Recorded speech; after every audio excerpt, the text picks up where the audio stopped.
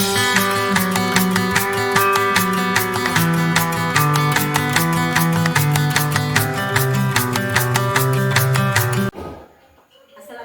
warahmatullahi wabarakatuh. Selamat siang Bapak Guru hebat. Perkenalkan, nama saya Sugianti, CGP Angkatan 11 dari SD Negeri 53 Pagaralam.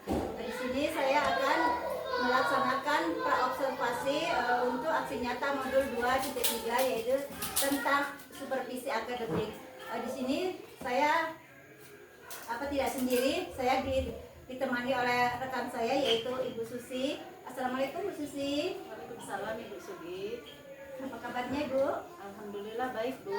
Ibu bagaimana kabarnya? Alhamdulillah baik juga Bu.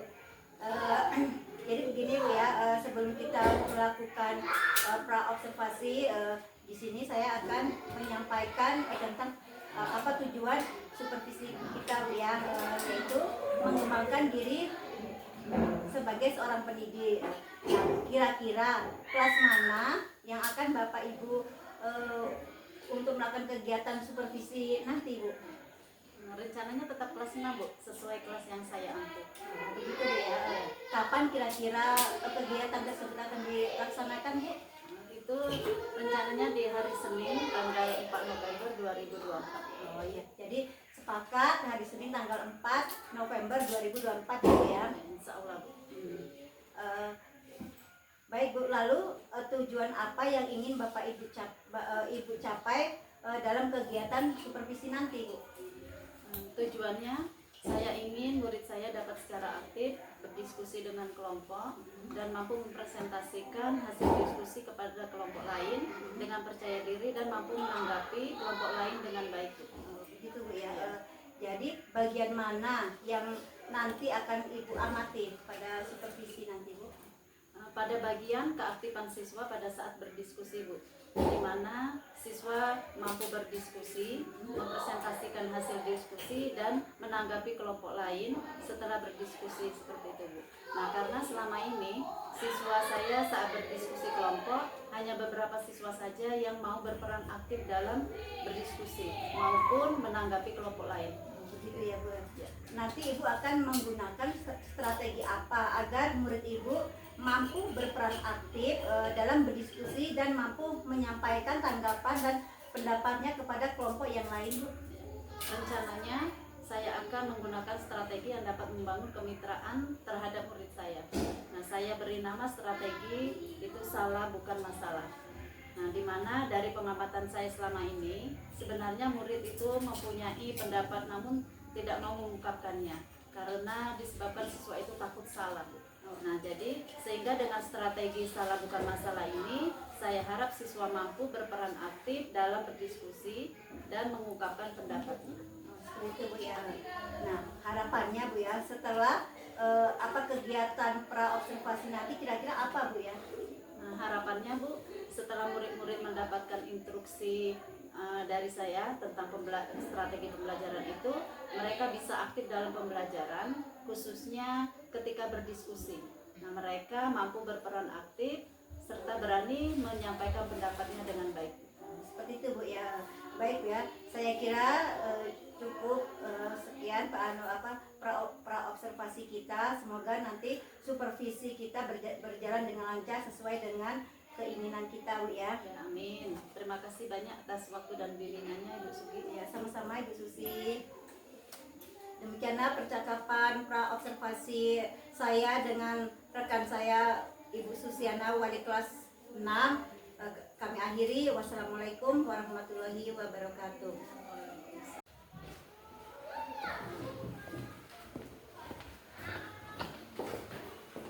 Selamat pagi anak-anak.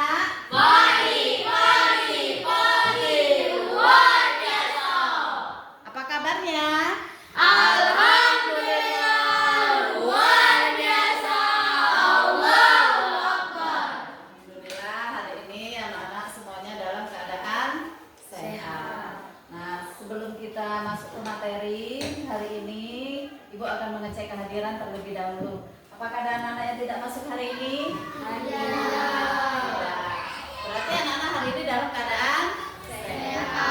Nah, seperti yang sudah Ibu jelaskan kemarin, itu sangat penting. Bagaimana cara menjaga kesehatan? Ayo, bagaimana menjaga kesehatan? Yang pertama itu kita harus olahraga. Selanjutnya apa? Makan yang teratur. Kalau mau berangkat sekolah sarapan dulu tidak? Sarapan. Nah itu adalah beberapa cara agar untuk menjaga kesehatan tubuh. Jadi anak-anak kalau mau pergi sekolah itu harus sarapan dulu. Ya, sarapan boleh minum susu, boleh makan roti, ya. Jadi kalau mau berangkat sekolah tidak boleh dalam keadaan perut kosong. Jadi harus sarapan. Nah, oke, karena hari ini anak-anak sudah hadir semuanya, masih bersemangat? Masih. Tetap semangat? Tetap. Coba sekarang sebelum kita ke tujuan pembelajaran, kita tepuk semangat dulu, ya. Coba tepuk semangat.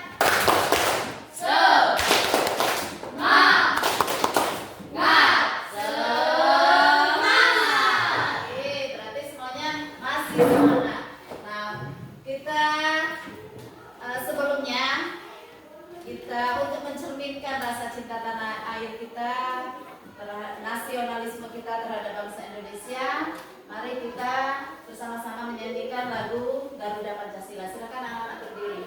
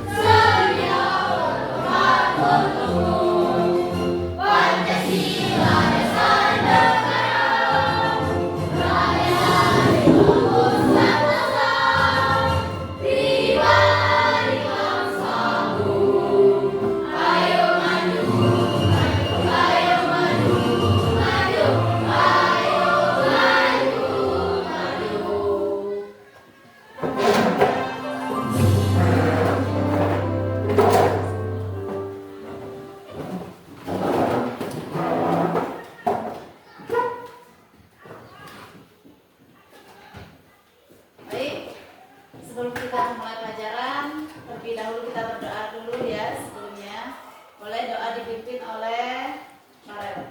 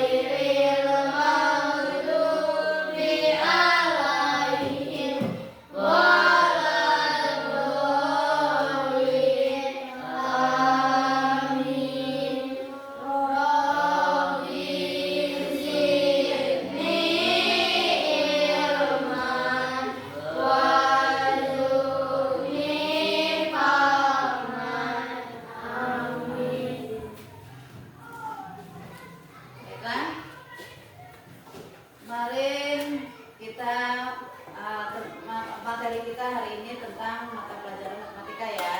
Kemarin sebelumnya kita sudah mempelajari tentang sifat-sifat operasi hitung. Nah, untuk hari ini materi kita yaitu tentang operasi hitung campuran. Nah, sebelum masuk ke materi, Ibu ingin menjelaskan dulu tujuan pembelajaran dari materi kita hari ini. Sekarang perhatikan di depan. Nah, di sini operasi hitung campuran bilangan caca. Nah, seperti kita ketahui bersama bahwa operasi hitung itu adalah penjumlahan, terdiri dari penjumlahan, pengurangan, perkalian, perbagian, serta pengerjaan operasi hitung campuran bilangan caca. Nah, sekarang perhatikan anak-anak di depan. Di situ ada pertanyaan. Sekarang kalian amati dan kalian pikirkan dari gambar di depan. Di situ dijelaskan bahwa itu Adi memiliki 7 kantong kelereng dan setiap kantong berisi 9 butir kelereng. Berapa jumlah kelereng Adi? Nah, sekarang kemarin kan sudah dijelaskan bahwa ada kita mencari perkalian itu ada berbagai cara. Salah satunya yaitu dengan menggunakan jari tangan. Nah, di sini kalau kalian lihat dari soal berarti ini perkalian berapa ini? Perkalian 9. Sekarang ayo coba kita pakai perkalian dengan menggunakan jari. Masih ingat? Masih. Bisa perkalian 9 ya. Berarti kalau 1 dikali 9 jarinya itu di mana? Kalau dikali 1 berarti 1 yang kita tentukan. Berarti hasilnya 9. Kalau 2 berarti jari yang kedua. Berarti ini 1, ini 8. Berarti kalau 2 18. Kalau dikali 3 27. Kali 4 36. Kalau dikali 5 45. Dikali 6 54. Dikali 7 63. Dikali 8 72. Dikali 9 81. Dikali 10 berarti 90. Berarti kalau kita lihat dari soal, berarti ini perkalian berapa? 9 dikali dengan 7. Berarti tadi berapa hasilnya? Kalau 9 dikali 7 63. Berarti jumlah dari seluruh kelereng Adi itu ada 63. Nah, itu ini sekedar untuk mengingat kembali materi yang sebelumnya.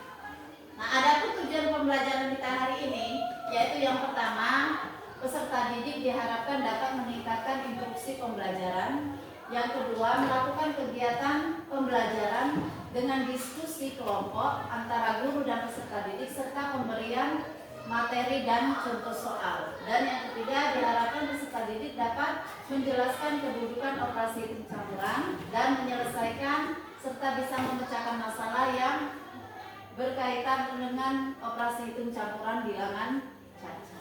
Nah, sebelumnya untuk mengingatkan ada berbagai cara dalam mengerjakan operasi hitung campuran. Kita buat dalam sebuah lagu supaya kalian mudah mengingatnya. Masih ingat? Tentang operasi hitung campuran? Masih. Coba. 1, 2, 3. Ayo kita menghitung operasi campuran. Kerjakan lebih dulu bagian dalam kurung. Kedua kali bagi, ketiga tambah kurang. Dari kiri lalu ke kanan. Jadi ada berapa cara dalam pengerjaan operasi hitung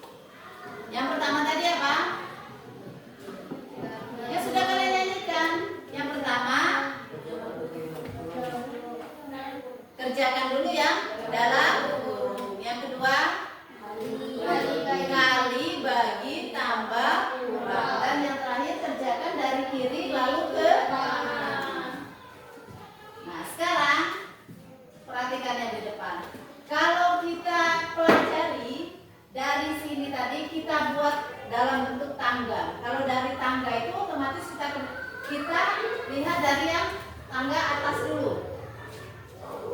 Nah ini, berarti yang kita kerjakan pertama sekali itu yang ada tanda kurung. Yang kedua kali, bagi, tambah atau kurang. Kalau kita singkat, kita buat kukabataku, artinya ku kurang, kurung, kali, bagi, tambah, kurang. Ya, jadi jangan hanya bisa dinyanyikan, tapi waktu ibu beri pertanyaan, ayo, jadi pengerjaan hitung campuran itu dimulai dari mana? Tidak tahu. Jadi kita buat saja kukabataku,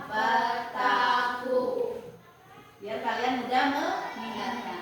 Nah, jadi operasi hitung campuran itu maksudnya yaitu dalam sebuah soal itu terdapat lebih dari satu. Benar tidak lebih dari satu?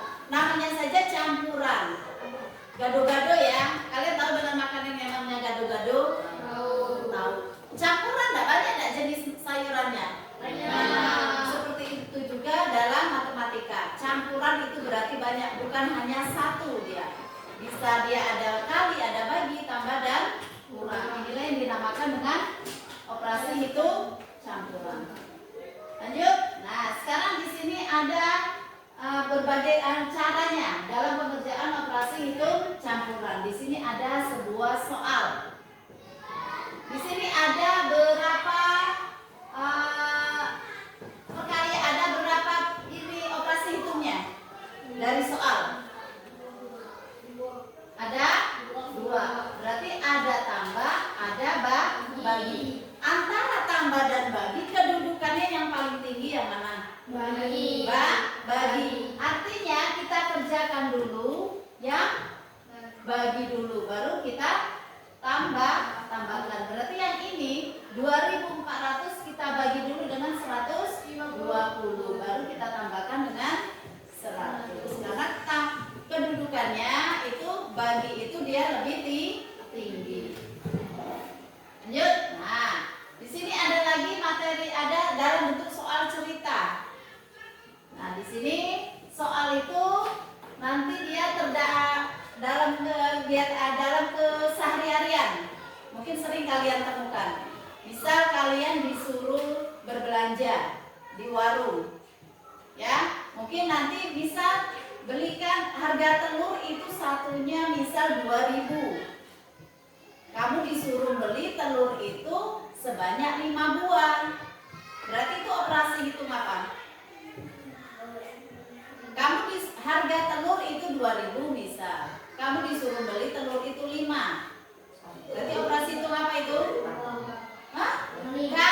Kali. Nah, setelah di jalan telur itu pecah. Karena bisa kalian tersandunglah kakinya. Telur itu pecahnya itu 2 misal. Berarti dia apa operasi hitung apa itu kalau telurnya pecah? Nah, berarti operasi itu pengurangan. Berarti setelah sampai di rumah telur itu tinggal 3. Seperti itu. Jadi dalam kehidupan sehari-hari kita kaitkan juga. Lanjut. Nah, di sini jadi dalam menyelesaikan operasi hitung campuran bilangan caca dalam kehidupan sehari-hari itu ada 3 caranya. Yang pertama, kalian pahami dulu soal cerita itu bentuknya seperti apa. Apakah dia itu perkalian, apa dia pembagian, dan seterusnya. Selanjutnya, yang kedua, tuliskan kalimat matematikanya. Kalimat matematikanya bisa, di sini berarti perkalian, pembagian, dan seterusnya. Dan yang ketiga, hitunglah kalimat matematika yang telah kalian buat. Nah, itu beberapa cara menyelesaikan masalah dalam kehidupan sehari-hari. Nah, ini di sini ada lagi contoh soal cerita. Mila membeli 12 kantong permen. Setiap kantong berisi 36 bungkus permen. Permen-permen tersebut dibagikan kepada 27 temannya sama banyak. Berapa banyak permen yang diterima setiap temannya? Ayo, siapa yang bisa? Boleh tunjuk tangan. Operasi hitung apa saja yang ada dalam soal tersebut? Boleh tunjuk tangan. Ayo Farel. Ada operasi itu apa saja? Ada pembagian. Selain pembagian apa lagi? Ada penjumlahan. Nah, di situ jadi kita harus tahu dulu, pahami dulu soal itu. Soalnya itu kalimat matematikanya itu apa saja yang terdapat dalam soal. Jadi ada dua. Nah, sekarang ada langkah-langkahnya. Langkah-langkah dalam menyelesaikan soal. Yang pertama, langkah pertama di situ ada dua tadi ya. Ada dua jenis operasi hitung, yaitu perkalian dan pembagian. Setelah itu baru langkah kedua, kita buat kalimat matematikanya. Ya, kalimat matematikanya kita buat, baru kita hitung. Jelas? Jelas. Nah, baik. Untuk lebih semangat lagi, coba tepuk konsentrasi dulu, nggak kok lalu sudah tadi. Coba tepuk konsentrasi ya. Tepuk 1, tepuk 2. Oke, ayo mulai. Tepuk 1. Hah? Tepuk 1. Oke. Tepuk 1. Yes. Tepuk 2. Oke. Tepuk 3. Semangat. Tepuk 4. Konsentrasi. Tepuk 5. Siap belajar. Oke. Sekarang karena materi sudah selesai, sudah jelas? Sudah. Jadi sekarang untuk melihat kalau memang kalian sudah memahami, di sini Ibu ada lembar kerja.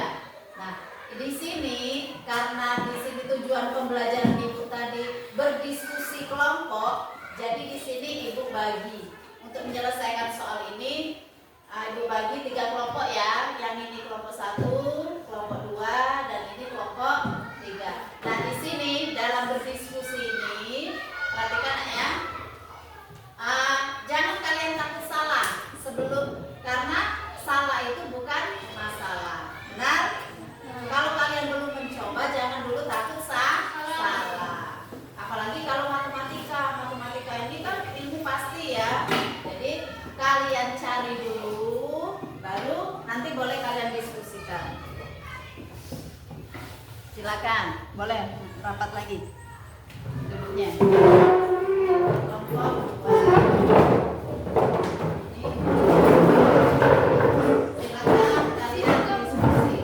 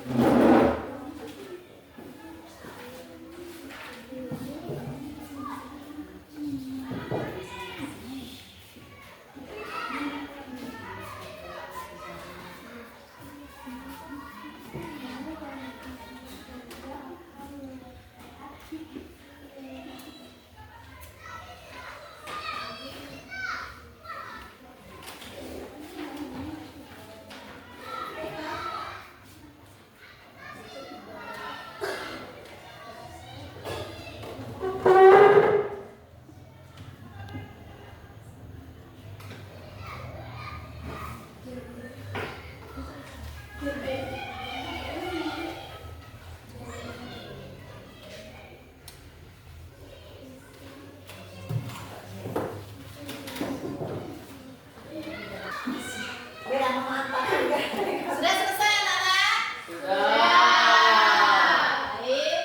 Nah, karena diskusinya sudah selesai, sekarang boleh maju untuk mempresentasikan hasil diskusinya dari kelompok 3. Silakan maju, perkenalkan. Boleh maju semua.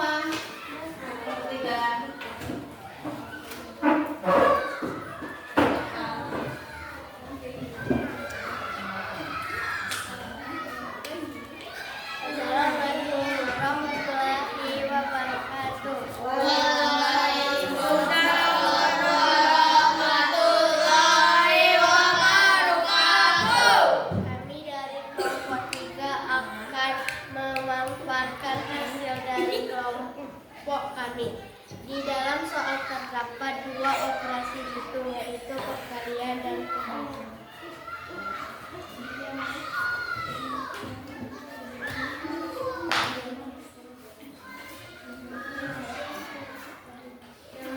Demikian hasil dari kelompok kami.